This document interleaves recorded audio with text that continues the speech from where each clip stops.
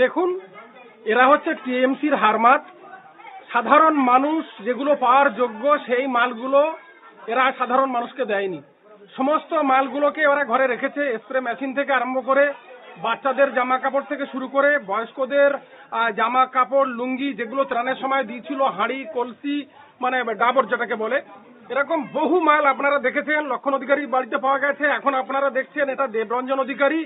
ইনি এর আগেও সিপিএম এর প্রধান ছিলেন, বর্তমানে ইনি টিএমসির হারমাদের কাজ করছেন।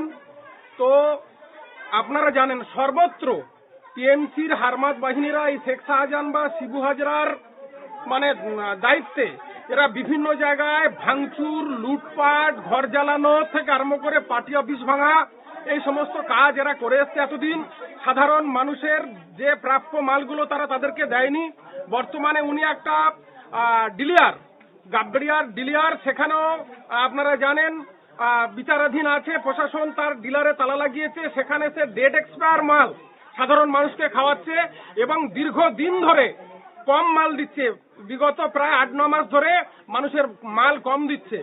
তো তার জন্য প্রশাসন তার ডিলারি সিল করেছে। এখন আপনারা দেখতে পাচ্ছেন আজকের এনার বাড়ির থেকে, ঘরের ছাদের থেকে, বাথরুমের থেকে, বিভিন্ন জায়গা থেকে সমস্ত স্প্রে মেশিন থেকে আরম্ভ করে কাপড় চোপড়, আপনার থালা, ডিশ, যে ত্রাণের মাল, লক্ষণ অধিকারীর বাড়িতে কয়েক ভ্যান মাল পাওয়া গেছে।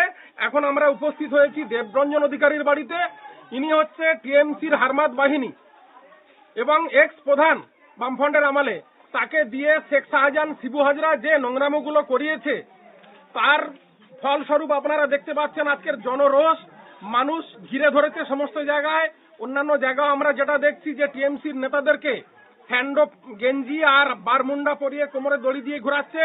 পশ্চিমবঙ্গের সমস্ত জায়গায় আমরা আজকের টিএমসি আজকে বিদায় নিয়েছে। বিজেপির সরকার সমস্ত জায়গায় নেতৃত্বরা আমাদেরকে বলেছিল মাথা ঠান্ডা রাখতে। আমরা সর্বত্র আমাদের কর্মীদেরকে শান্ত রেখেছি, কিন্তু আমরা যে দুর্নীতি এখন দেখতে পাচ্ছি, এরা সমস্ত জায়গায় গরিবের মালপত্র সব নিজেদের ঘরে কুক্ষিগত রেখেছে এবং এগুলো ষড়যন্ত্র করে বিক্রি করে দেওয়ার জন্য রেখেছে। এগুলো গরিব মানুষকে দেয়নি। এটাই হচ্ছে এদের একমাত্র কালচার। এখন কি চাইছি? আমরা চাচ্ছি যে এদের কঠিন সাজা হোক। এই যে গরিব মানুষের মাল, সরকারের মাল এরা তজরুপ করে রেখেছে, এতদিন মানুষকে দেয়নি, তার জন্য এদের অ্যারেস্ট করা হোক এবং এদের আইনের আশ্রয় এনে এদের কঠিন সাজা দেওয়া হোক।